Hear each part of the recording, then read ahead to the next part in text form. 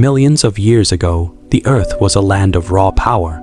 Towering forests, endless grasslands, and mighty rivers shaped the land.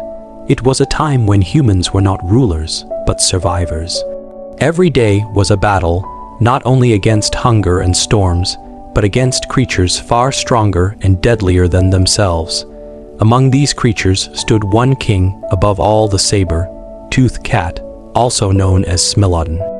Its massive jaws carried curved fangs longer than a man's hand, sharp enough to pierce bone and tear through thick hides. To early humans, it was more than a predator, it was a nightmare, a shadow that haunted their lives. They called it the Saber-Tooth King. Early humans lived in small bands of families. They moved across the land in search of food, sleeping in caves or under trees, always alert. Fire was rare and precious. Stone tools were their only defense, and every hunt was a gamble between life and death. But what they lacked in strength, they made up for with intelligence. They could communicate, plan, and most importantly, they could work together. One evening, as the sky turned red with sunset, a group of hunters and gatherers rested near a river. Children played with sticks, women prepared berries and roots, while hunters sharpened their stone-tipped spears. The sound of flowing water mixed with laughter. For a brief moment, there was peace, then silence. The birds stopped singing, the air grew heavy. From the trees emerged glowing eyes and a low growl that froze every heart. The Saber-Tooth King had come. It stepped out of the shadows, muscles rippling, its golden fur shining in the fading light. With each step, the earth seemed to tremble. Mothers pulled their children close. Hunters raised their weapons. They had heard the stories of entire groups torn apart by this beast. Tonight, those stories became reality. The tribe leader, an older hunter with a scar across his arm, a mark from a past battle with another predator, lifted his hand. Stand together. His eyes seemed to say, running would mean certain death. The humans quickly formed a protective circle. Spears forward, torches high. In the middle, the weak and the young. The saber-tooth roared, a sound so powerful it echoed across the valley. This was not just hunger, this was a challenge. The beast lunged forward, claws scraping the ground.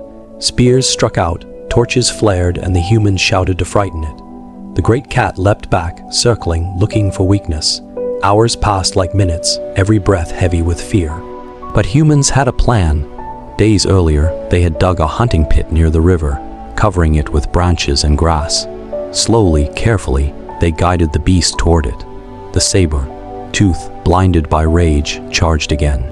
The ground cracked, branches broke, and suddenly the mighty predator fell. A thunderous crash shook the earth as it tumbled into the pit, roaring with fury, claws thrashing, fangs snapping. But it could not escape. The tribe stood above, breathing hard. Some wept, some cheered, some simply stared in disbelief. They had faced the king of beasts and survived.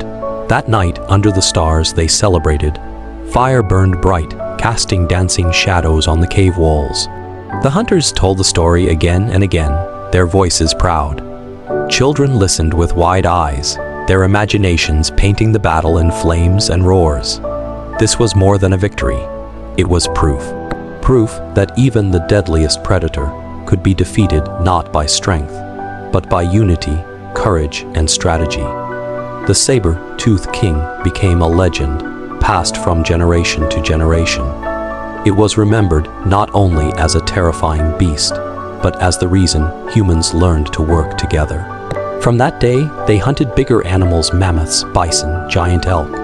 They learned to use fire to build better weapons and to protect one another. The memory of the saber-tooth reminded them always, survival was not about being the strongest alone, but about standing together. And so, millions of years ago, early humans faced the Saber-Tooth King. They looked fear in the eye and they endured.